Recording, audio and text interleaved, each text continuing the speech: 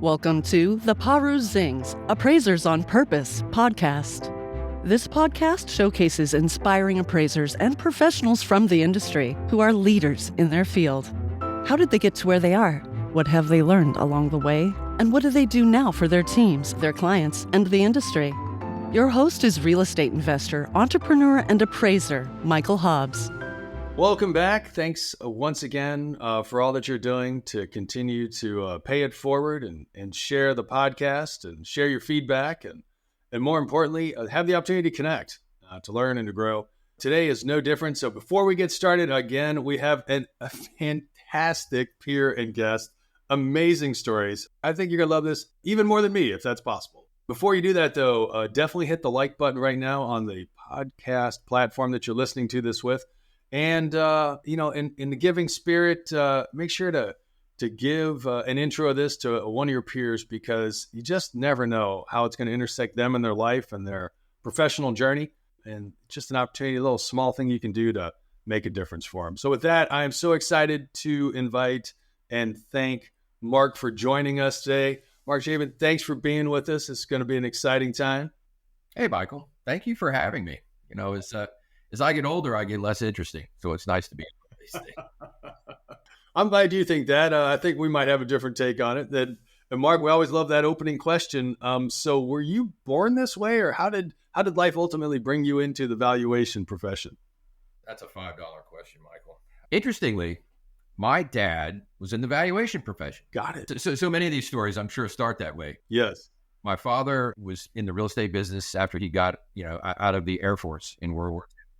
He ran the loan management and property disposition section for the Department of Housing and Urban Development.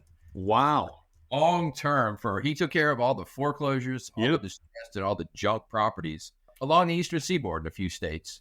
So literally, I grew up in this profession. I mean, Dad has funny pictures of me.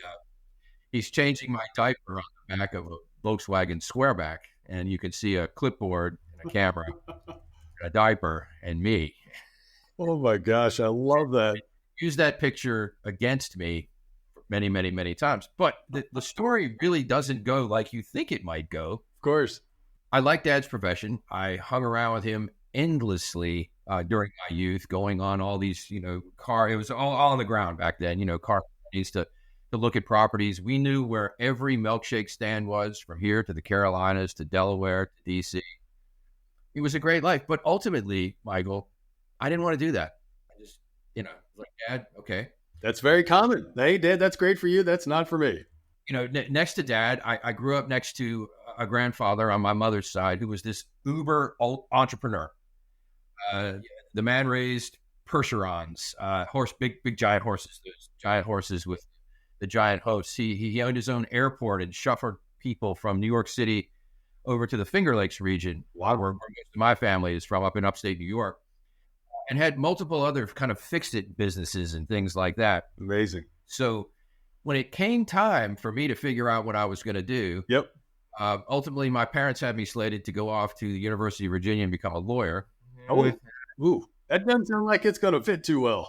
I had the grades, had all that, just didn't have that much interest. And so instead, I took the night school college path, first starting a sports car repair business, working on British and Italian sports cars, because honestly, that's where my passion was. Love it. We started including British and Italian motorcycles. Yes.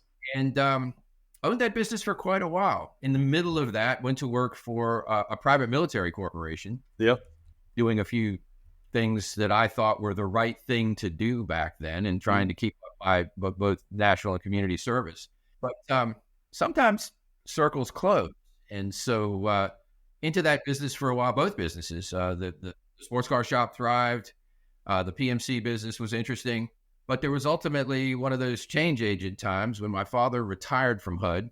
We were sitting there one day, and he kind of looked at me and he said, when are you going to do something that even looks sort of normal? And I said, probably never. Yeah. But we decided to start a company together. Really?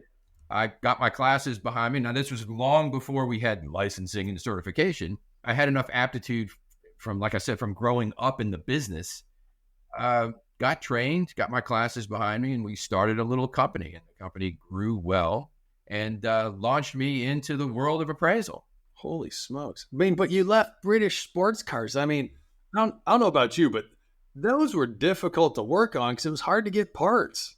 The idea was, and this is kind of one of the things that I've told appraisers for years, and anybody who's ever asked me this question, it's like, okay, in any business that you're in, whether it's British sports cars, appraising, whatever it might be, figure out ways to differentiate yourself. So the guys that taught me how to work on sports cars used to always say, hey, Mark, you know, any idiot can change a tire or change a oil or hang a set of brake shoes. Get really good at the things that people in your area aren't good at. I'm from a little teeny map dot town called Devil's Wood Beach, Virginia. Growing up in downtown Richmond, Virginia, the very tiny capital city of the state of Virginia. So everybody was Chevys and Fords, right? Yeah. But at this point in time, everybody was starting to get into the idea that they needed to have that rag top for the weekend so they could wear their sunglasses and, and look good. And those things were notoriously unreliable. And so my differentiator was, why pick the reliable stuff that everybody else does? Pick the cars that nobody likes to work on, that nobody knows how to work on, and figure out how to get really, really good at that. And so we went from my partner and I, 2 people, backed by some very generous gentlemen, to my partner and I and 10 more people by the time this business came to maturity. And we used marketing. I mean, one of the things I can tell you, Michael, is while this has nothing to do with the industry that you and I practice in now, it had everything to do with learning how business worked, how to understand your customer, how to define your customer's needs and wants. And let me tell you, there is a huge difference between a want and a need, okay? And how to handle controversy. Because at the end of the day, I had 10% of my customers would come into that particular business for performance wants. I want my car to go faster, handle better, whatever it might be. Or I want my motorcycle to do same, right? But the other 90% were already grumpy when they got to your front door. My car is broken. It does not run. I'm on my shoes here, you know? So I learned a lot as a very young guy how to say, okay, how can I turn a negative into a positive? And how can I make people want to use my service more? Not necessarily need, but want. We had no marketing budget back then. So we got a couple of cheap radio spots. We looked at what everybody else was doing, and we did the opposite.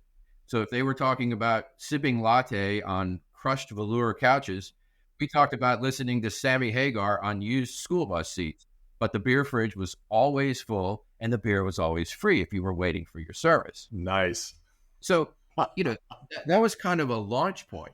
Yeah. My dad, you know, was a guy who had worked for the government for years. When we started our company, that's what really started our company. He said, Mark, I know more than you do about appraising. And that was absolutely true at the time. He said, but you can go out and you can market to, you know, when I say differentiating and defining customer and all that, it was, okay, well, I'm not out here now marketing to the sports car set or the Go Fast motorcycle set. I'm out here marketing to the Home Builders Association and the realtors and the bankers and other things like that. And then the second thing is it's about dedication to your craft, right? Mm-hmm. So continue to get good. Even now, you know, hey, I'm very proudly 62 years old. I can't even believe I made it this far. But I continue to go to every little CE event that I haven't quite seen before, if you will. Because I do believe that the ability to keep this profession going is there and is absolutely something that we can all do. Yes, that is such a great point. Such an important reminder. So that was the start. I mean, that was the blast off. We grew the company and we ended up selling the company, which allowed me to get into corporate America and allowed my mom and dad to travel for the rest of their lives and buy a condo down in the Florida Keys and keep smiling. So here you are. I mean, you come out of having run. I mean, in this case, like you said, you had a partner, you had somebody kind of help back you, get you going, doing something you love, you know, your hobby as well. I mean, you're wrapped up in that, and that conversation with your dad, was that influential to get you to walk away from something that you were so connected to go off and get into valuation? Well, that's a great point, and it's a great segue too. So we use a word in our industry and in every other industry called scalability. And so when I was looking at that sports car motorcycle shop, like, okay, we are doing things with our hands. And yes, technology began to become a thing in that industry as well. But there was a limit as to what the technology would do for you as far as leverage went. And my father sat me down one day. My dad was one of these people that literally in my whole life, I don't think he ever yelled at me. He was more like Sigmund Freud. Oh, wow. Mark, let's talk about why you did this. Got it. And so when we were batting around the business idea, and like I said, I kept ownership in this sports car business for 6 or 7 years. Once I was almost an absentee. But he looked at me and he said, "You really want to be doing this when you're 50? Got it. Because the business is a cool business, but it was get there at 5 a.m. and close whenever you close, which was a variable thing. And inevitably, I am a person that loves to have my hands in things. I think if you asked my peer group in the valuation industry, they would probably say, yeah, Mark always likes to have his hand in things. Doesn't matter if I was the entry-level guy, president of the company, I like that, okay?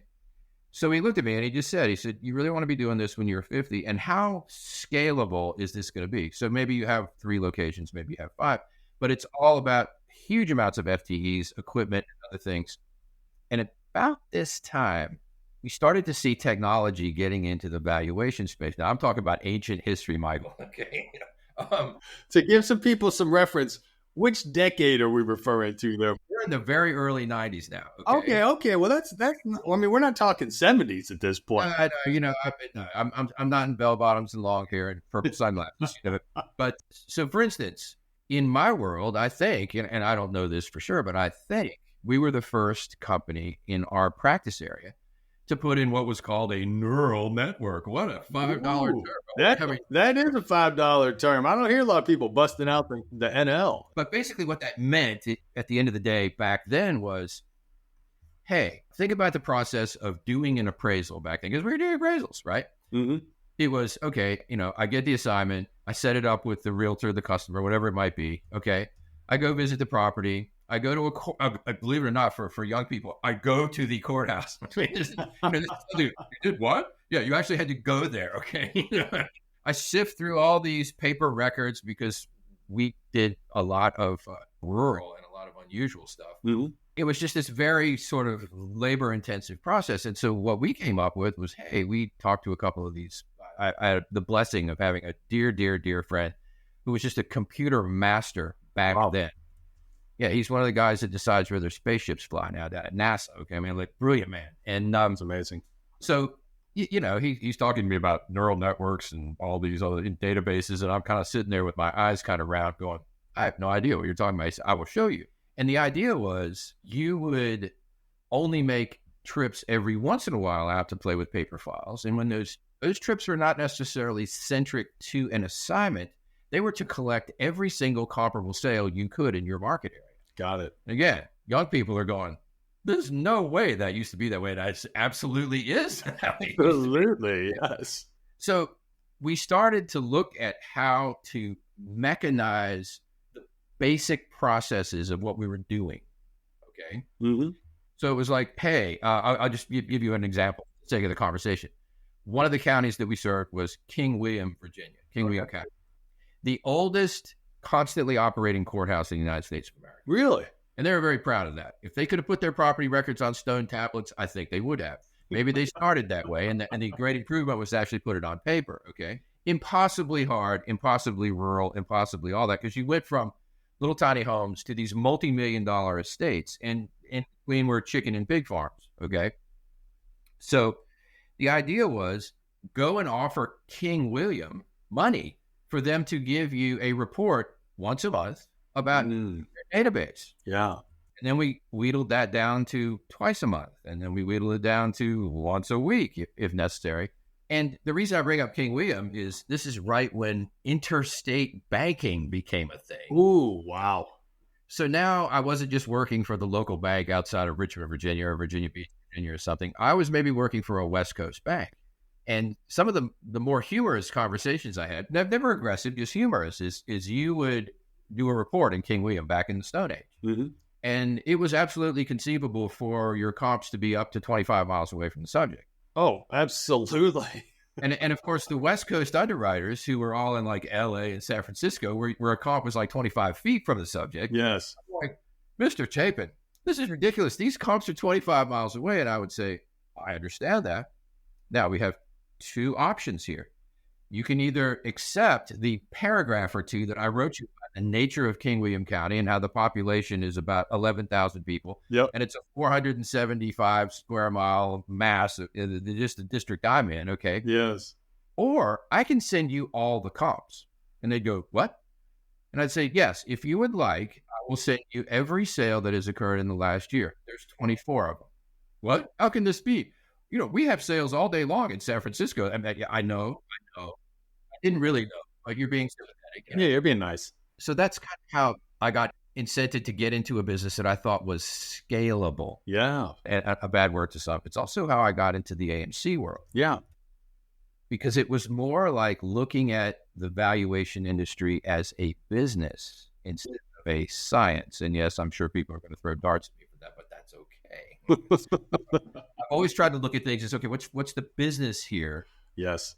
And remember that dedication to craft, okay, has to be there. So you have to be good at what you do from the get-go. And then you can start rolling it into the idea of how can I scale that and set it up so that, you know, things get bigger, larger, volumes come. And I mean, hey, whether you're talking, Michael, about our industry, yes, or the muffin making industry, we've all been there, right? We've all decided whether we're going to be small and specialty or large and broad. But that was, to your question, that was the conversation that was had, and I never looked back. Up to this day, like if you came here right now to my house, there's a Corvette up on the rack. You know, we're finishing up the plumbing for a supercharger. You know, so the hobby, the hands-on part of the hobby is still there very much with me and my son, but it's not a business anymore. It's just a hobby. You have to choose in life what is going to take care of you and your family and all that the best. And the fascination of the math, the amazing, just endless millions of cool people I've had the privilege, including yourself, of meeting over the years in this industry are second to none in my. I agree. That's one of the unexpected benefits, or just the literally the cacophony of individuals that you connect with through the valuation profession, especially when you spend some amount of time out in the field, literally the fields. And I'll tell you, Michael, it one of the privileges that I've had when I was chasing down a designation. Mm-hmm. My father was an appraisal institute guy, back when it was called, there was the institute and the Society of Real Estate Appraisers back in the day. Dad's been gone for a long time now. So, but IFA and ASA, especially ASA, were uber interesting to me because it wasn't just real estate people. Yeah, much broader. That privilege was, hey, we would go to an ASA conference and it was like, I appraise jewelry. I appraise rare sports cars. Mm-hmm. You know, that conversation was long. Okay. It's going to be a while. I appraise La Ligue figure. I mean, just everything you can even think about, people would have a methodology for credible valuation. Yes. That was fascinating to me. Continues to be fascinating to me. I agree with you. I think that's one of the benefits. I always love it when people, they ask like, hey, what are you doing? Like, hey, I'm in valuation. They're like, really? What asset? At least they know to ask the question. I'm like, oh, you understand something here. I mean, whether, like you said, it's classic cars or it's stamps or it's baseball cards or it's real estate or it's business or it's partial, like you name it. There's like so many different domains, if you will, of knowledge. I mean, like you said, art, movies, just collectibles of all different kinds, phenomenal opportunities. Absolutely. Absolutely. And that is what has kept me going now for 30 some odd years in this industry is, wow. Just saying, hey, there are so many different people out there that actually do what we do, that do it both micro and macro here. So when you look at that sort of ASA chat, there's all kinds of different valuators out there. But the basic tenet is always, have a strong database, have a knowledge of what you are valuing, understand that beyond belief, and then have a credible way of putting it together that people can look at and go, oh, that makes sense to me, so I'll accept your number, right? Yes. That has always been something that has been very interesting to me when I'm out supporting my hobby. Mm-hmm. My, whether it's my other half or my kids, they'll see me pouring through ads all over the country. And they're like, what are you doing? I'm trying to figure out what this asset is worth. Yes. It's like, Dad, you appraise everything? Yeah, we go to Costco. I'm like, and they're going, oh my God, he's going to appraise something at Costco. I am. Run over there and see what that sells for you. Yeah. So is it brand name or is it quality? Who's got the best quality? And how much differential do we have in price? And I would imagine a lot of appraisers are not that different from me, because whether you say it or you are just doing it in your head, you're kind of appraising, right? I mean, at the end of the day. It's a great point. It's all about that comparative experience along the way. I mean, which, you talk about having come out of the repair business and getting into, building a business with your dad. I mean, that's a phenomenal experience a lot of people don't get to have. And did you all start with the idea that you would focus on no longer being the owners at some point in the future, or did it just opportunity presented itself and then you exited? It literally just happened. Okay. Oh, okay. So when we started the business, rates were, hold on to your hat, 9 and 10%. Oh my goodness, 9 and 10%. Holy crazy. And this also goes down to that, always look for a way to both define your customer and differentiate yourself. Yeah. Right. So we're going to banks and there's no work. Kind of like now. Like now. That's totally the case. We're trying to get things. And so my father was a very established person at most banks just through his HUD connections. Yes. And there were great appraisers in our market area as well. And so when we sat down with the first banker that, was a sizable bank, I'm gonna save the names because that's inappropriate. Yeah. But this was a sizable bank. And this banker is a really nice guy, and he's talking to my dad. My dad's name was Lester. Everybody called him Les. And when we got to the end of the conversation about how awesome the two of us were and how they, the banker looks at my father and he goes, well, Les, gosh, rates are high, volume's low. We're going to always take care of you. Yes. But we've got other guys out there. I don't know what we can do with Mark because we just don't have the work. Yeah. Well, I was not going to sit there and get all sad-faced about it. And I said, well, sir, can I ask you a few questions? And this goes back to dedication to your craft and knowing, right? Yep. So at that time, there was a couple things going on that I knew were problematic in the banking industry. First thing was anything rural. And I might say that that's still problematic. Yeah. There's a lot of... When I say rural, not just the rural house, but hey, you got a chicken farm? Okay. Yeah. Take a class on how to appraise ag/res properties, right? Oh, yes. But the second thing was this brand new thing that was coming up through called the 223E program.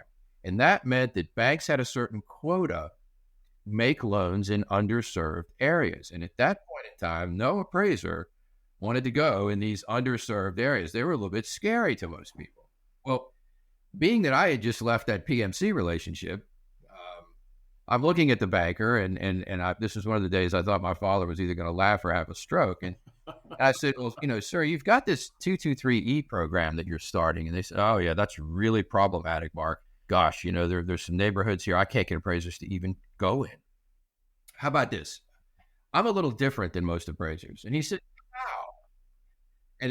And right now, if I had pulled this off in 2023, I would be talking to you from jail. But, I said, it's all in the equipment, sir, and it's all in the attitude. And he said, explain. I said, certainly. Back then, I said, an appraiser uses a clipboard and a pen, and I'm holding these things up. Oh, and a measuring tape. Yes, tape, not laser, okay, because it didn't exist, right?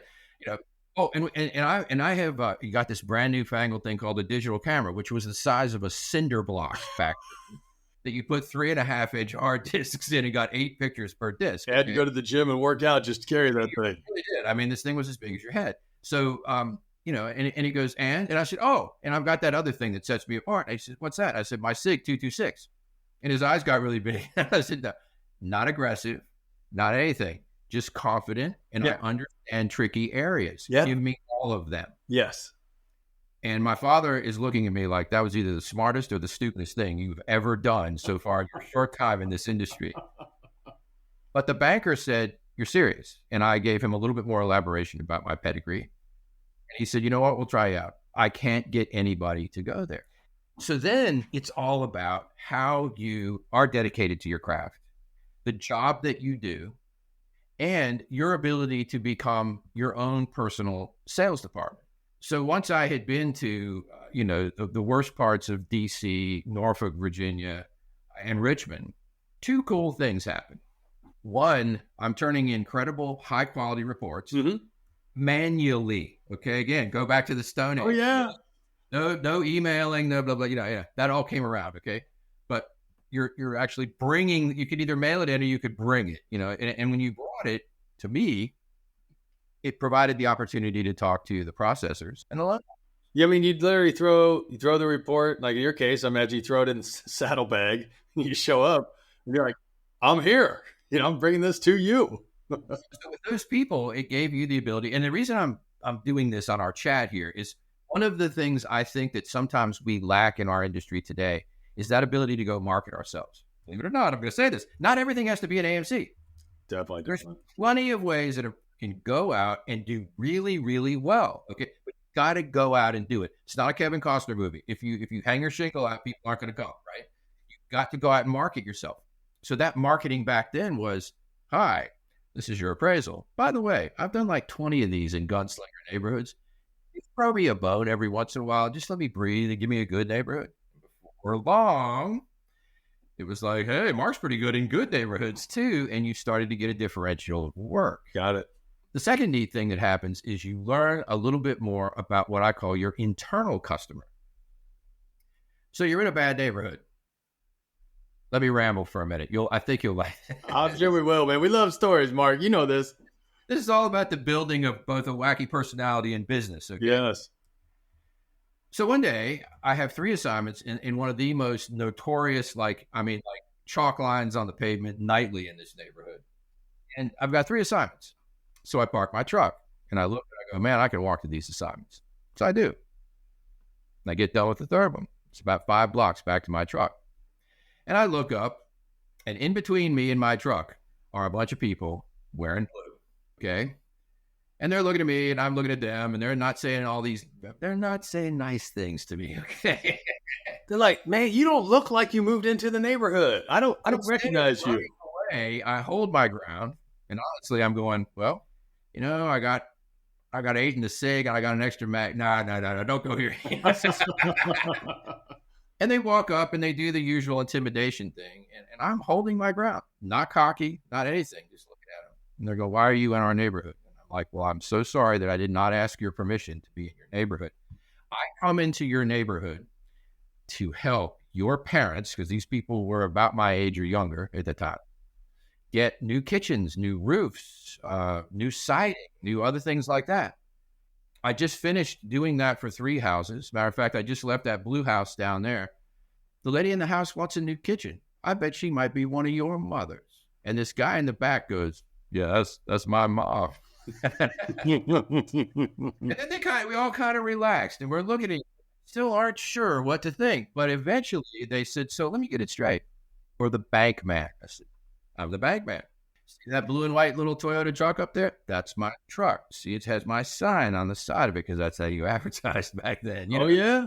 So, yeah, you put your sign on the side of your truck, So they looked at me and they said, all right, bagman. I said, listen, I need your help. This is where the sales part comes in. All right. I said, this is a scary neighborhood sometimes. So being that I'm the bank man now, would you kind of protect me from those other guys that you don't like?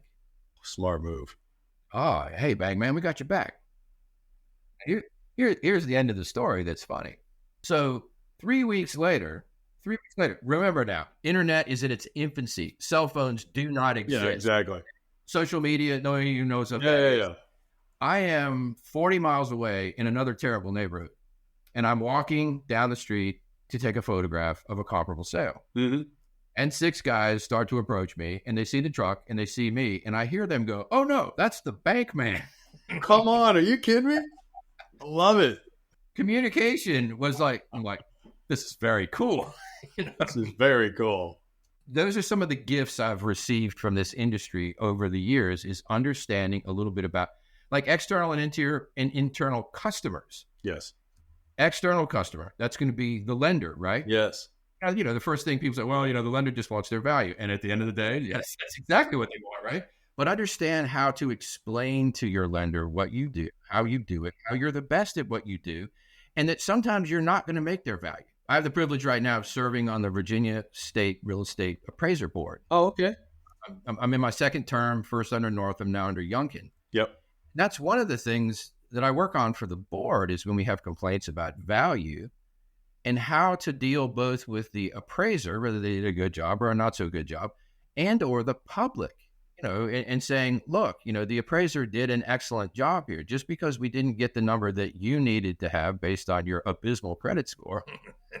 But you don't ever want to drop a hammer on somebody's head. You need to let people down so they feel like they at least got some bang for their buck, right? So all that in the past that we've been chewing on and, was privileged learning. Yes. I mean, you take your classes, you do your thing, and you start to form how you're going to be, how fair you're going to be, how not fair you're going to be, understanding the difference between the science and the business, that kind of stuff.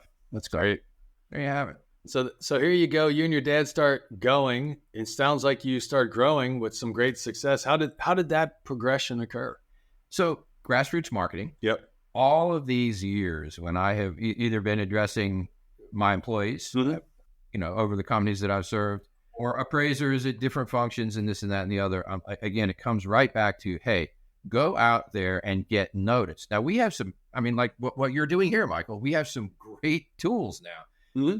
LinkedIn, all the other social media places that you can go, especially if you're an independent, and get noticed. Second thing, participate. This is a big deal for me because I'd like to see a little bit more of this from our industry. Mm-hmm. Again, I'm going to open for people to throw darts at this comment, and that's fine. It's just one guy's opinion. But so about 3 years into doing this, we started to have that thing called USPAP become a part of our life. It existed before because USPAP was always around, but it started to become a thing where attorneys and this was, licensing was becoming a thing and all that. And I was in the office one day and I was not happy about a few parts of newest changes to USPAP. And I was going off on my father about this, and he smiled at me in his usual Sigmund Freud kind of way. He says, Mark, you don't earn the right to complain until you participate. You said that awfully diplomatically there, Mark. That was my dad, he was always very, very level person, a very, very, very pious religious man. Yeah, I get that.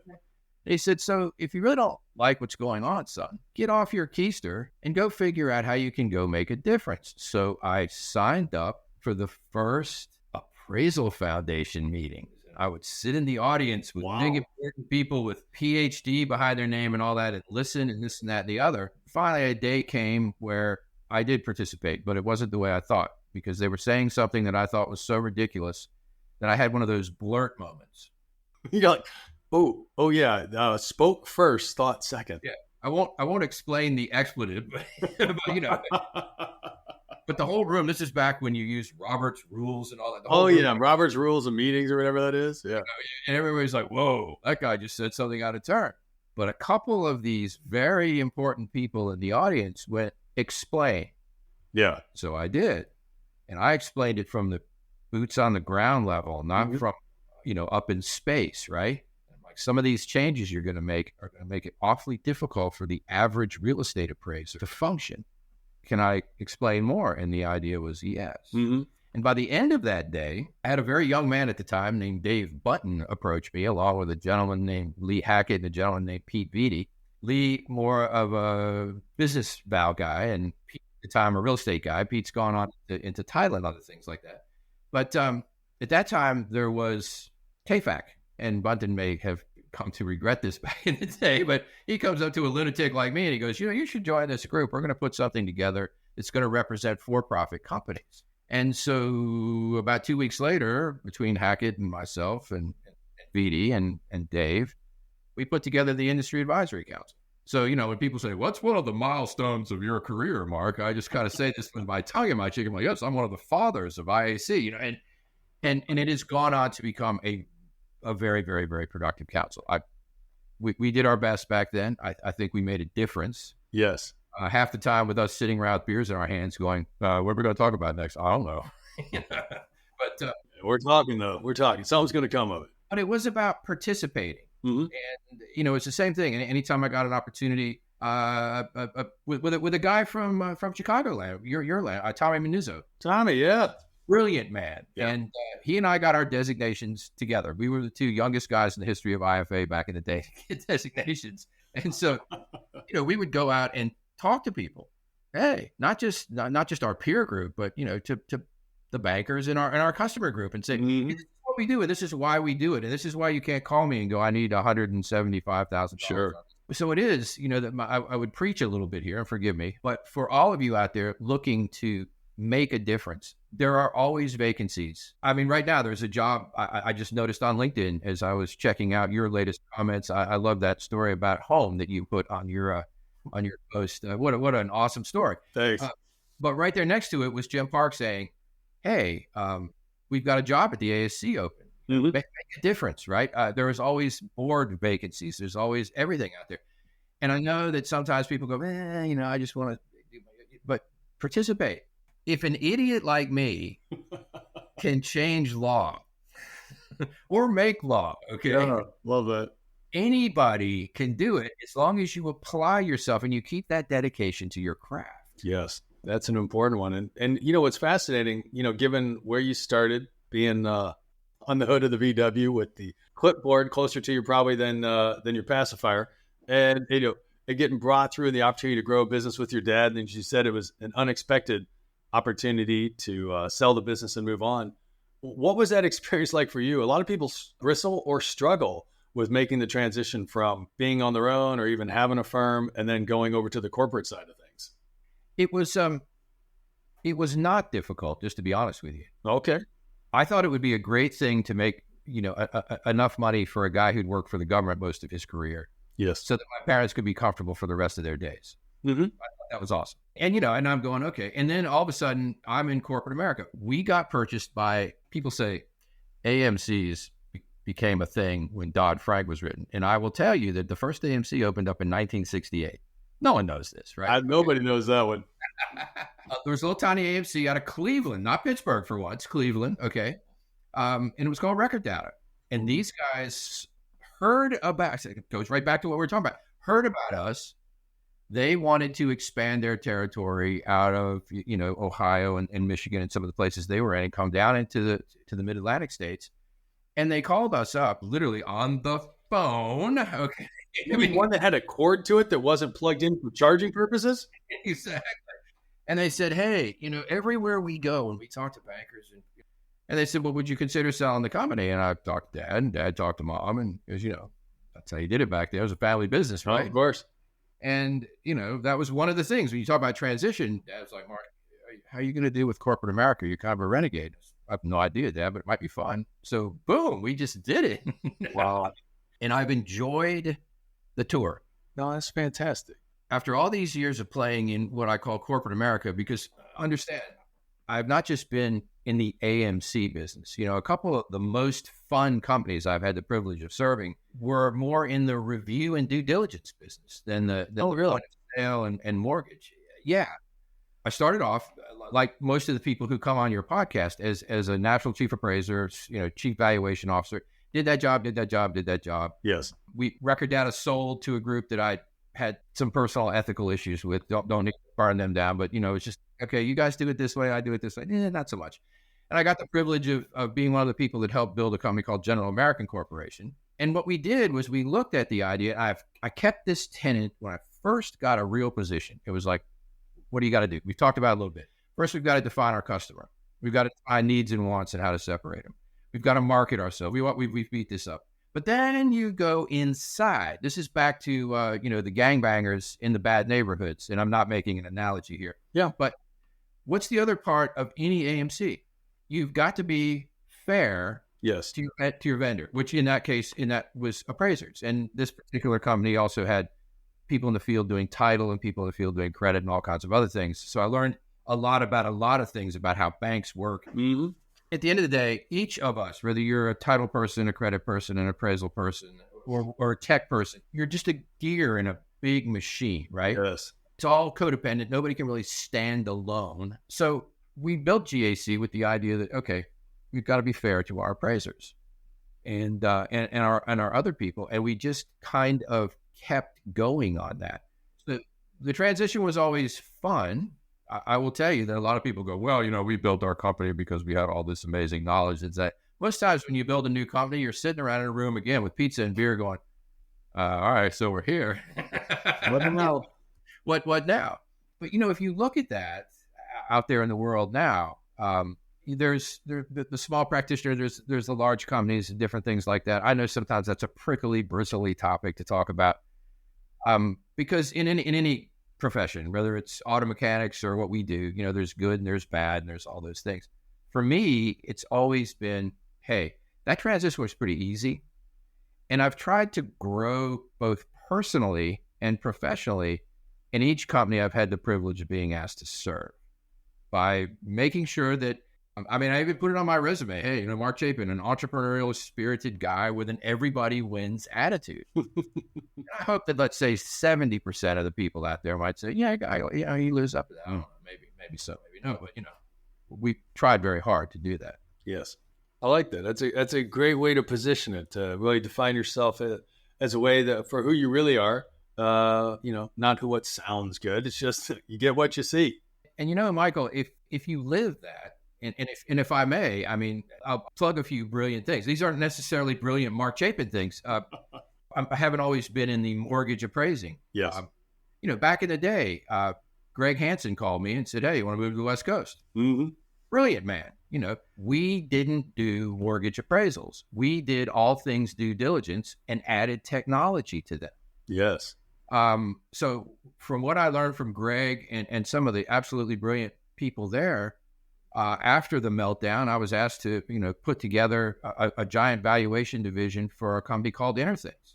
Yep. And Interthings at that time was Jim Park was there, who was now the executive director of the ASC, and a brilliant man as well. But I leaned on talent from Michelle Rogers and Vicky Gill and Jeff Van Camp and others, brilliant appraisers, Mm-hmm. to put together a review and due diligence company that was capable of going all the way up to the federal courts. That's great. And the company grew and grew and grew and grew and grew. Still, all appraiser run, taking care of the people in the field. Mm-hmm. It's all on what you decide to do. And so when I talk about diversification, I'm going to get off on that rabbit path a little bit. It's like, hey, if you're an appraiser today and you're appraising, awesome. Mm-hmm. But you can be an appraiser, and there's a couple states that are a little funny about this, but most of the time you can be an appraiser who's also a realtor or a banker or an investor like yourself, and an appraiser and somebody who understands how houses do things and flip houses. There's so many different things that you can get into if you really want to go down that road. Yes. And dedicate yourself to what it is that you do. Plus, it's still a lot of freedom in that. There's a huge amount. And as you've touched on, just having that sense of, what you're good at and what you enjoy doing really influences your decisions. And you've had the opportunity to work for large and impactful firms. What's kind of guided you as you've moved from one opportunity to the next? Well, it's understand first that you're not perfect. I know I'm probably waxing biblically, and I don't mean to be, but understand that in any business endeavor, you're going to do things that are going to be really cool, and you're going to do things that you're going to sit back and go, oh, what an idiot idea! I can't believe and so it has been learning from that, and also the reason I named a few names here, learning from other super smart people. So, for instance, I was in a meeting with a bunch of executive types from the Fidelity world. This is when Hansen was around and we were all becoming FIS. Yes. And a couple of the really, really, really, really big shots asked Greg Hansen once, Greg, your success is amazing. What do you attribute to that? And Greg smiled and said, I surround myself with smart people and I let them do what they do. Again, one of the more brilliant people I've ever met in my life. And so I kind of took that and ran with it, because this was my transition from middle corporate America to big corporate America. Mm-hmm. And it was like, yeah, that's a great mantra, right? So you look at the way different people think, and it's not always about how you think. You go, consider what other people think. Most of the companies that our teams have built successfully over the years have been built by round tables of smart people, both in the company, the employees, from the employees to the officers. Mm-hmm. At times, I would suck people in who were my clients and go, seriously, come sit with me for a day. And I want to hit you with some stuff that you're going to have to sign an NDA for. But I need your opinion on whether this is really good or this is really stupid. And please don't be bashful. Exactly. I'll give you another, for instance, if I may. I had the privilege of serving Solidify for a while. And, another brilliant man, Jason Smith, for every win that Solidify got, the first thing Jason would say is, what could we have done better? I mean, think about that. You just multi-million-dollar account. And the first sit down was Jason going, what could we have done better? And I just think that was just a brilliant guy who always thinks about both sides of that success equation of, okay, so we kicked butt and we won this client, but what could we have done better? So I learned from him a lot about, always be a little bit hard on yourself and don't look in the mirror going, I am beautiful and I am perfect. So, and when it comes to, to people like that, I really respect those people. I've always said, hey, I'm just the dumb guy in class here, and I'll sponge up anything I can get from the smart people out there. Great way to go along the way. It's how has more recently, you talk about that opportunity of growth and transition. How has your involvement in and around the profession changed over the last 10 years? Pretty radically, if you think about it. We had a great time building Solidify. Smart people, great ideas, unbelievable talent, if you will. And we started to think internally again. Solidify was the first to start the extraordinary appraiser program, if you will, to take care of those people out there, recognize small practitioners in a huge way. In other words, hey, we know you don't have a marketing budget. Who does when you're a small practitioner, right? But we're going to plaster you all over the place if you're okay with that. Just, again, trying to say we are nothing, and this was back in the Solidify days, and nothing has changed for me, by the way.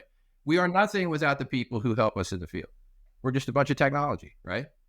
Stuff like that. I did a tour with CoreLogic, pretty much, selling AVM technology, data, things like that. Again, brilliant people over there who understand how to put together packages that are the building blocks of what appraisers do, what mortgage people do, and other, and understanding how databases work and understanding the technology behind how they work. Over at CoreLogic today, Sean Telford is kind of leading that effort. And just, again, a brilliant man who knows technology and knows valuation. And that's two things that anybody out there who is either practicing today, in my opinion, or is aspiring to practice tomorrow should really get good at.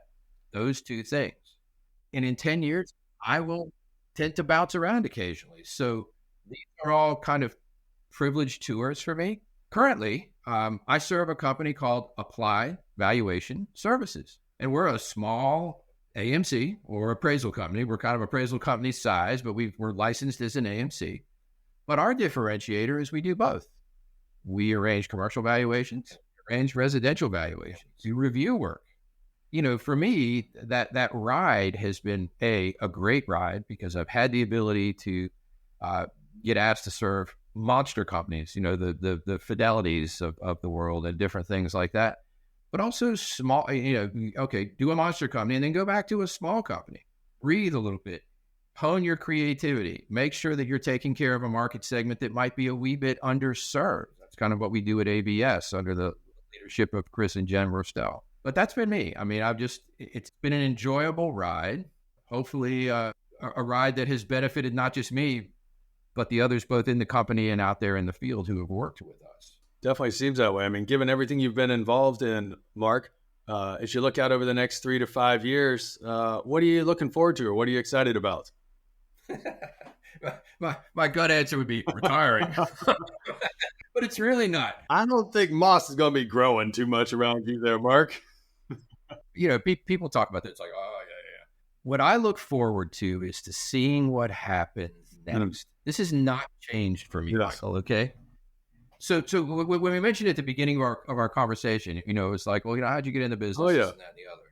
And literally, in the business was paper forms, sometimes if you're doing a HUD deal, with carbon paper in between. I'm a lefty. Oh. That was problematic for me. Okay? Problematic. I mean, everything manual, everything, go dig it up, and so as technology has evolved, a great analogy. When I bought my first new car, it took all day. Oh, that's a good analogy. All day. By the end of that 8-hour excruciating this and that and the other, you were almost like, I'm not all that excited about this new car right now. I just went. One of my daughters just bought a brand new pickup truck, and It took about 55 Wow.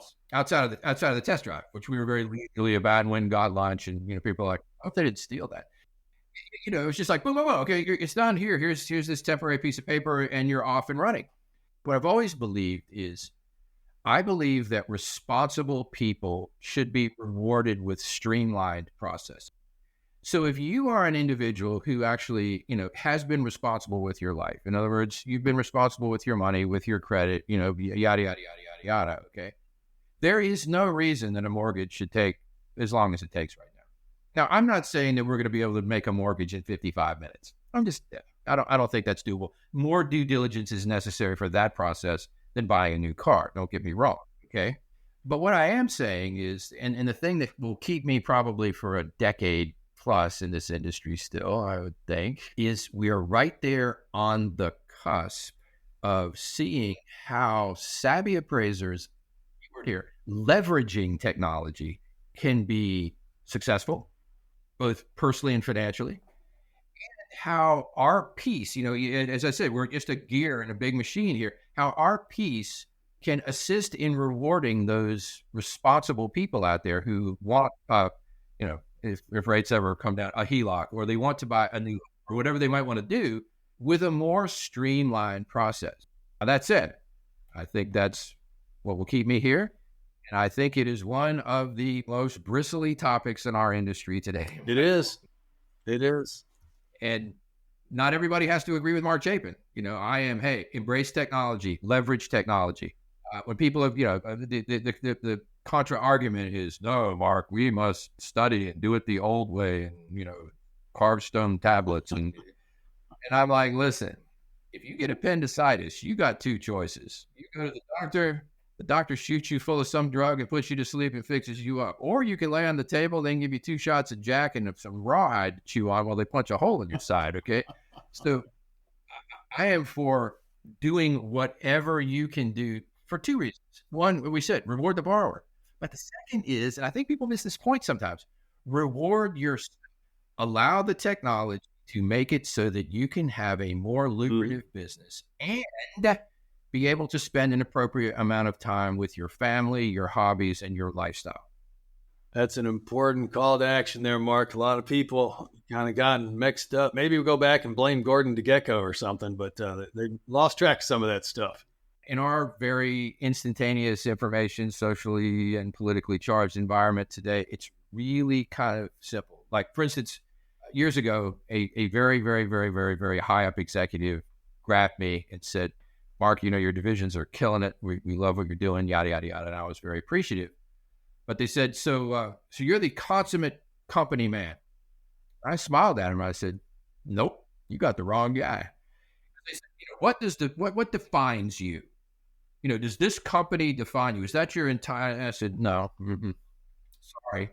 I will always serve the company at 110% when I am working. But I work to support my family, my carnivorous habits, and my lifestyle. And so, while there have been a lot of midnights over, pizza and beer trying to figure out the next cool thing we're going to do, that's not every night. And what I would hope for the appraisal profession as, the next 10 years roll out, but I'll just give you a stupid example. I saw a video on LinkedIn yesterday where somebody has invented something that looks like it's right out of Marvel Comics back in my childhood.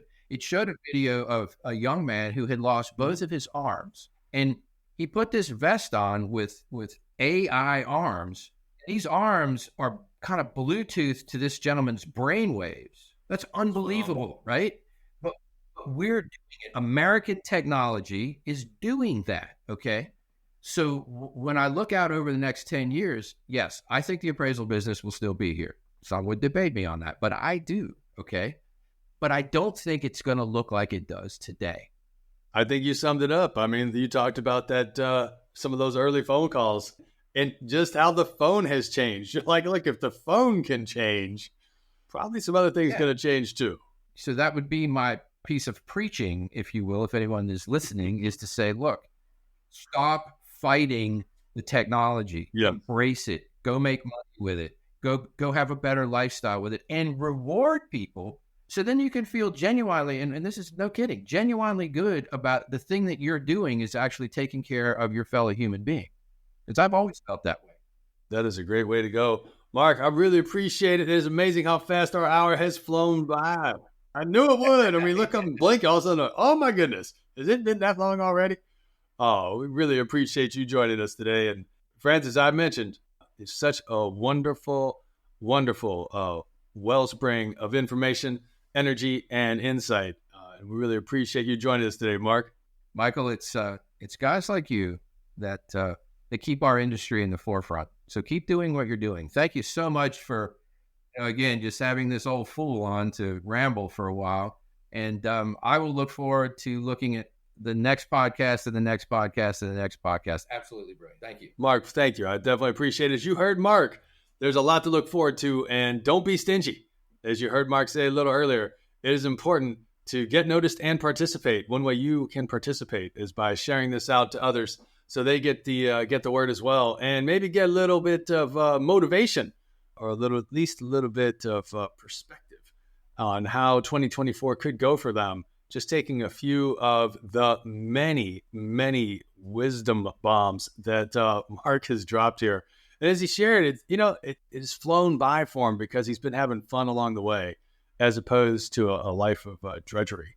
And that's really one of the things that I also believe in, and why we do this podcast, is that opportunity to just continue to open up the doors of opportunities, many beyond anything we've considered. Even Mark, I appreciate you taking the time to share a little bit about all the other disciplines out there that do valuation. Like real estate's just one of them. I mean, literally, it's just one of them. And there's some really cool stuff out there. So Mark, again, thank you so much. Cheers and happy holidays to everybody. You and your family, Michael, and everybody else out there in podcast land. Very much so. And with that, we're going to bring this exciting episode of Perusing's, the Power of Values podcast, to a close. Thank you for sharing, and looking forward to an exciting 2024. Thanks for listening to this week's episode of Perusing's, Appraisers on Purpose. We hope you enjoyed learning from the amazing life paths and achievements of our guests. Don't forget to like us on LinkedIn and other podcast channels to hear more from appraisers and valuers regarding their life and their work. If you have any suggestions or questions for future episodes, we'd love to hear from you. Just send us a message on LinkedIn and we'll be sure to get back to you. Thanks again for listening, and until we're together again for the next session of Perusing's, Appraisers on Purpose, create the change that you seek.